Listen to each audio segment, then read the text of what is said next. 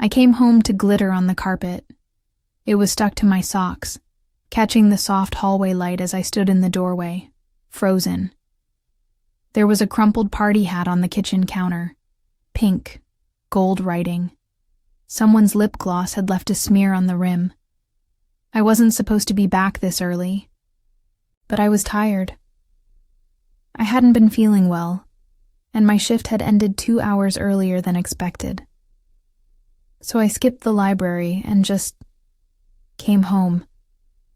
I wasn't expecting anyone here, and I certainly wasn't expecting the pile of wrapping paper beside the couch, torn ribbons, a half-empty bottle of champagne next to my favorite mug, a half-deflated balloon hovering near the ceiling fan, bobbing gently in the airflow. Then I saw the card. It had my name on it, in my handwriting, because it was my stationery set. But the name inside was hers. Happy birthday, Lizzie. You're the brightest light in all our lives. The pen had dug deep into the paper, like someone was trying to prove something with their love. There were little hearts drawn around her name, my sister's name, and my stomach dropped. Because Lizzie's birthday is next week, and mine was yesterday. It was my apartment. It was my couch. It was my fridge they stocked with cake, and no one remembered. I sat on the edge of the kitchen counter, not quite ready to move. My hands still clutched the key I used to open the door. Like maybe I could lock myself out of this moment if I just turned it the other way. There were still dishes in the sink. I recognized one of them, a plate I'd bought from a thrift store during college. I was eating spaghetti off it when I turned 22 alone. I remember because I'd burned the sauce and cried on the kitchen floor. Apparently, it made a great cake stand. My phone buzzed. It was Lizzie, of course. A photo. Her in front of a banner that said, "Happy Birthday, Queen." My apartment wall behind her. My bookshelf. My plants. No text, just the photo. As if I were just another story viewer, a background follower. Someone lucky enough to be included, even if only passively. I didn't respond. I just stood in the center of my living room, watching glitter shift in the light, and wondered how I became the type of person people could celebrate over instead of with. I cleaned up the glitter. Not out of obligation, not even because I wanted to, but because I didn't know what else to do with my hands. There's something humiliating about picking up party trash you weren't invited to, especially when the mess is in your own home. It feels like scrubbing, evidence of your own erasure. The cake box still had crumbs in it. Chocolate, Lizzie's favorite. I threw it out without opening the lid all the way. My own birthday had come and gone without a single slice. No calls. No texts. No, "Hey, are you free this weekend?" Not even from Mom. I thought maybe they were planning something quiet, something late, something small.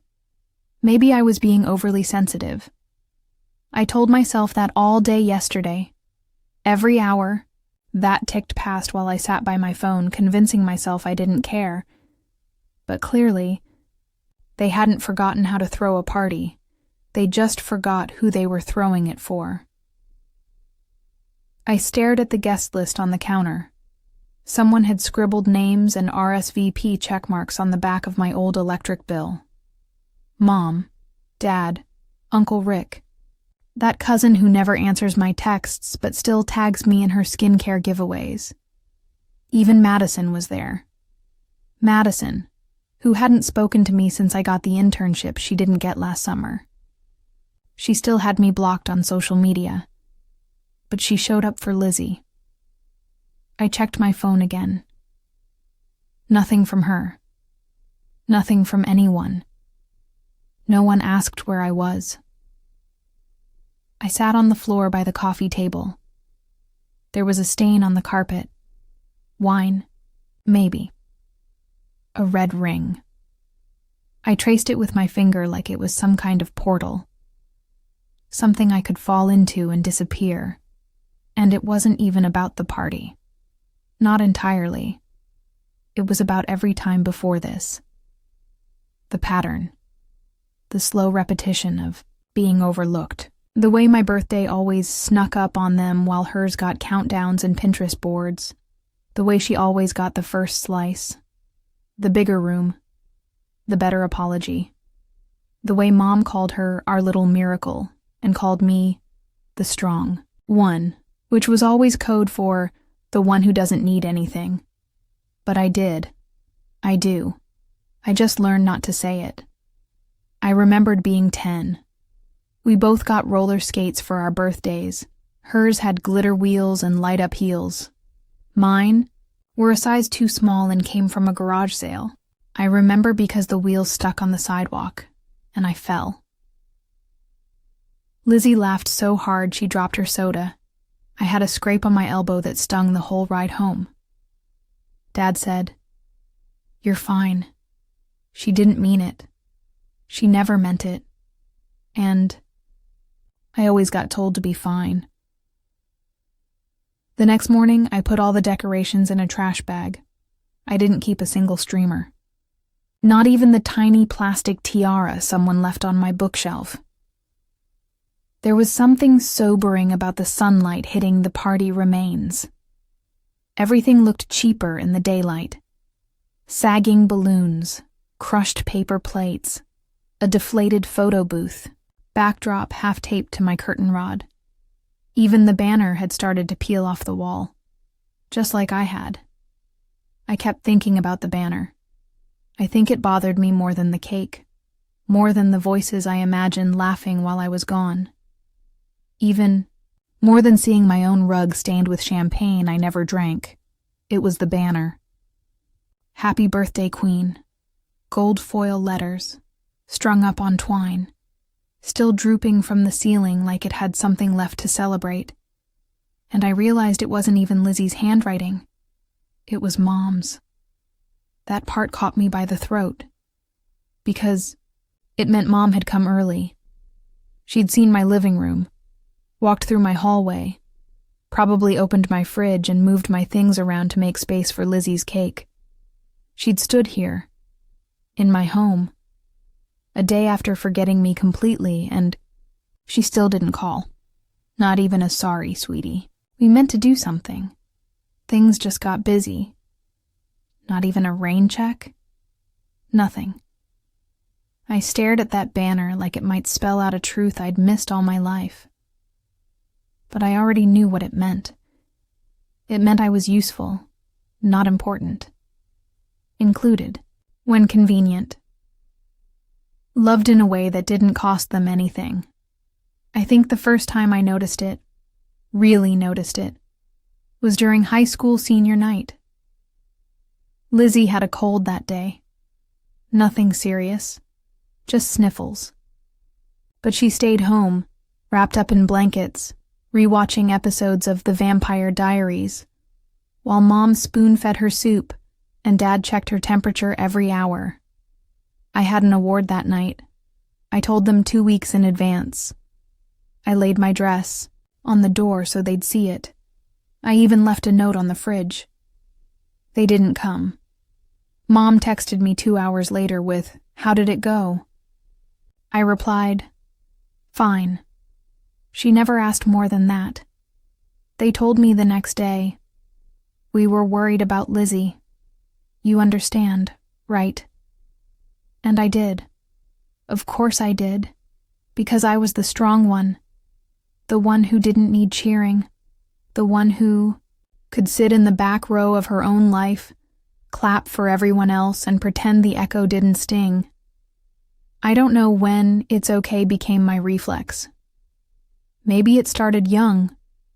Maybe the first time I cried and no one came, my brain taught itself the script. Say it's okay. Make it easier for them. Make yourself smaller so no one has to feel guilty about forgetting you. I kept saying it, After they gave her my piano lessons, after they borrowed my savings for her cheer camp, after she got the graduation gift I hinted at for months. It's okay. It's okay. It's okay. But last night, sweeping confetti into a garbage bag in my own apartment, something shifted. It wasn't rage. It wasn't revenge. It was something colder than that. A soft, quiet refusal. The banner's still hanging. But this morning, I turned it around, blank side out. No more letters, just string and silence. And I think that might be the first time I've ever chosen not to say, it's okay. Not to them. Not even to myself. I didn't go to Sunday dinner, which doesn't sound like much, I know. But for my family, it's like skipping church on Easter. We've been doing it since I was a kid. Pot roast at Mom's, or takeout if Dad forgot. Arguments over whose turn it was to bring dessert. One of us usually stormed out halfway through, but we still showed up. Always. I almost texted an excuse. Working late. Not feeling great. Caught up with laundry. But I didn't. I just didn't go. And for once, the silence was mine. They didn't call. I watched Lizzie's Instagram, story from bed. A slow pan across the table. My seat was filled. Someone I didn't recognize laughing next to Mom. A bottle of wine. A plate of macaroni in the spot I usually took near the window. I stared at the screen for a while. Then I set it face down and left it that way. I think I expected someone to notice. To text. To say, hey, where were you? No one did. They'd already moved on. And part of me wanted to be hurt. But a bigger part felt free. I made tea and opened the window. The cold air slipped through like a memory I hadn't processed yet. I didn't bother to close it. I liked how it made the room feel slightly uncomfortable. That's how I've lived for years, in other people's comfort. Trying not to be the draft, the inconvenience, the burden. So I let the air in, let it nip at my skin, let it remind me I was still here, even if they hadn't noticed. I opened a notebook I hadn't touched since college. It still had my name written inside in that hopeful freshman cursive, like I thought everything was going to work out. And I started a list, things I never said out loud. I cried when they gave her my college laptop. I stayed up all night editing. Her resume while she slept. I never asked to be the responsible one.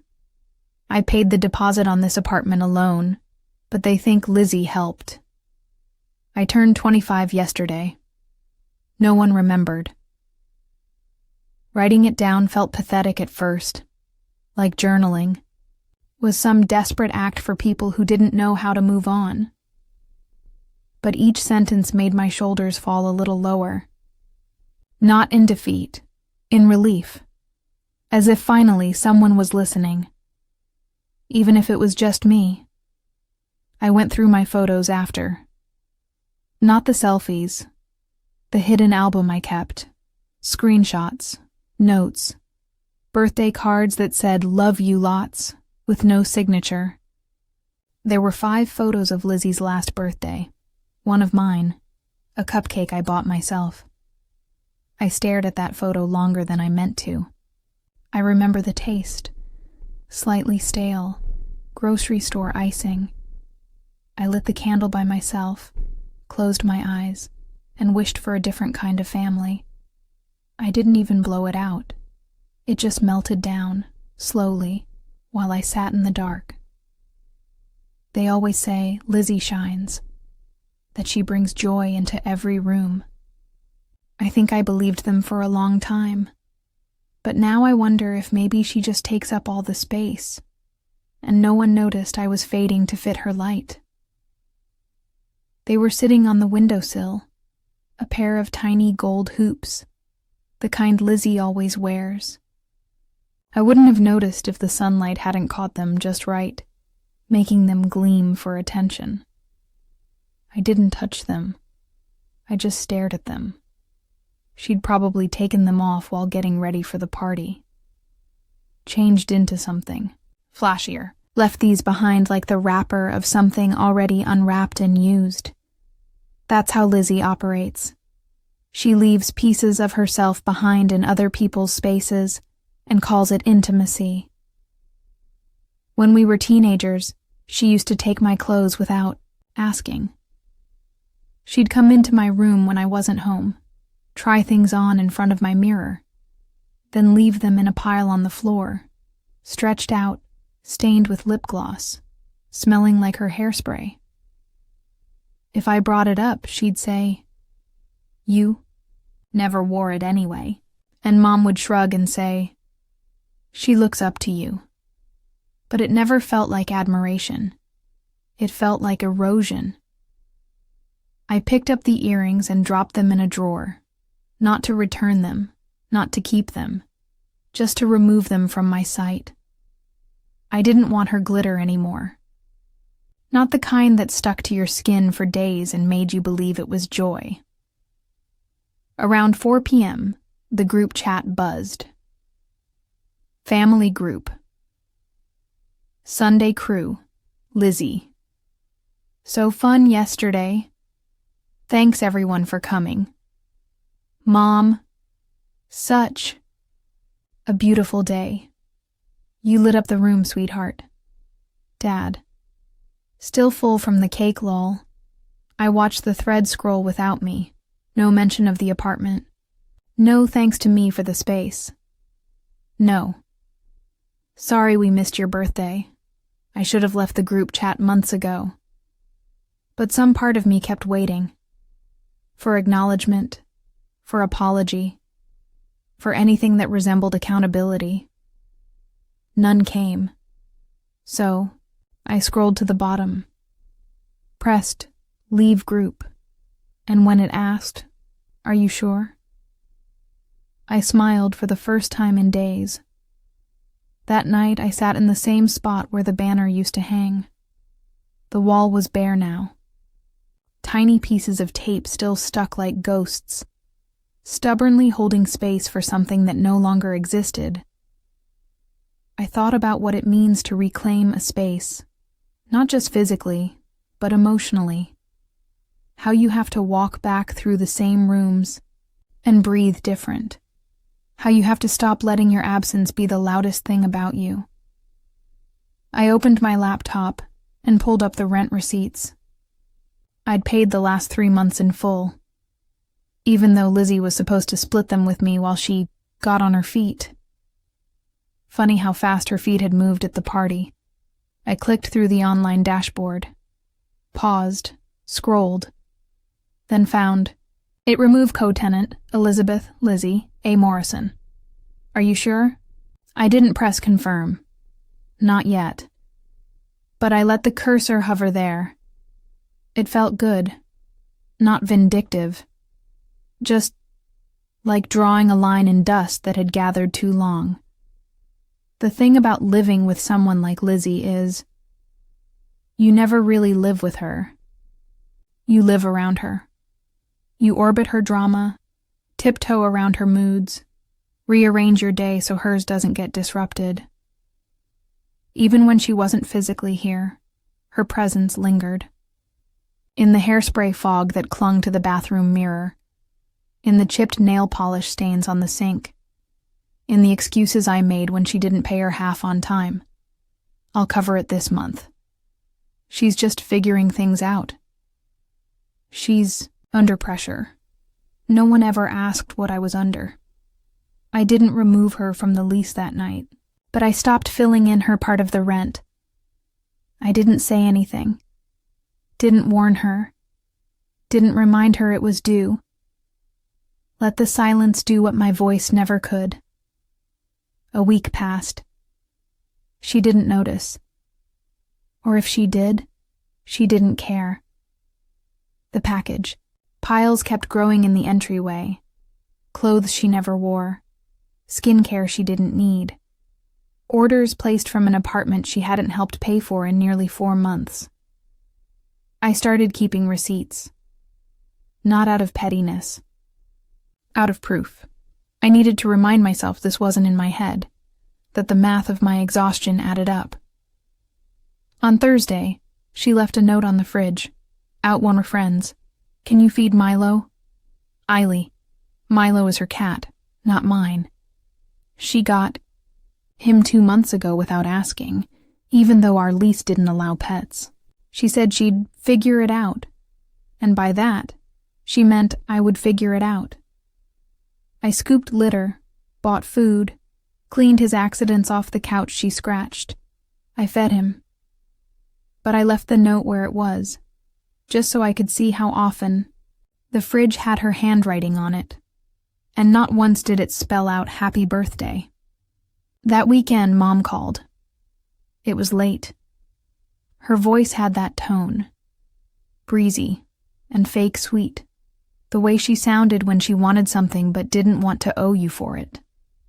Hey, honey. Lizzie told me you've been a little distant lately. Everything. Okay? I paused. And in that pause, 100 unsaid sentences flooded to the surface. I wanted to say, you remembered Lizzie's birthday party in my apartment, but not mine. I've been distant for years. You just didn't notice until Lizzie said something. Why do you only call when she's confused about why I'm not taking care of her anymore? But instead, I said, I've just been busy. The safest lie, the one I always used when I didn't want to bleed out in front of them again. Okay, Mom replied too quickly. Just let us know if you need anything. But what she meant was, let us know when you're ready to be useful again. Later that night, I sat at the computer again. Same screen, same blinking cursor over the remove co-tenant option. This time I clicked. Are you sure? Confirmed. No. Fanfare. No sirens. Just a soft update on the screen. And a quiet in my chest I hadn't felt in years. I left her a note on the fridge the next morning. Simple. Handwritten. Rent notice came in. You'll need to take over your half starting. Next month. I've updated the lease. I didn't add a heart. Didn't add Eiley. Just my name. She didn't text right away. 3 days passed after the fridge note. 3 full days of silence. No emojis. No, haha. Wait, what? No, can we talk? Just silence. And it was the most peace this apartment had held in months. I noticed things I hadn't before. The way the light fell through the kitchen blinds in the late afternoon. The smell of my own laundry detergent without her cheap body spray layered on top of it. The sound of my own footsteps, uninterrupted. It felt like my space again, not a backdrop for her selfies. On the 4th night, she knocked on my door. Not the apartment door, my bedroom door, which was rare. She usually just came in. She used to say, "You don't need privacy from me. We're sisters." But this time, she knocked. I didn't open it. Not because I was angry, but because I didn't want to be convinced again. Didn't want to hear whatever gentle manipulation she'd wrapped in glitter. Whatever story she'd rehearsed in front of the mirror to make her sound like the wounded one. Instead, I said, "I'm busy. Can we talk later?" There was a pause. Then her voice, too soft. "Okay." And the sound of her walking away. I sat on the edge of my bed for a long time after that. Not triumphant, not cruel, just still, because it wasn't about punishing her. It was about not rescuing her this time. Letting her feel the weight of her own actions. Letting her wonder why the person who always said yes didn't show up for her now. The next morning, I found her earrings back on the windowsill. She must have gone into my drawer, found them, put them there. A quiet act of defiance. Or maybe a message. I still belong here. But they didn't sparkle this time. They looked ordinary. Forgotten. I didn't touch them. I didn't want her things blending with mine anymore. Didn't want the lines to blur again. So I opened the hallway cabinet, pulled out the small shoebox I keep for giveaways, and dropped the earrings inside, without a second thought. Later that night she tried again. Not with words, but with effort. She cleaned the kitchen, wiped the counters, even refilled the soap pump that had been empty for weeks. Then she ordered takeout. From my favorite place, the one she never liked.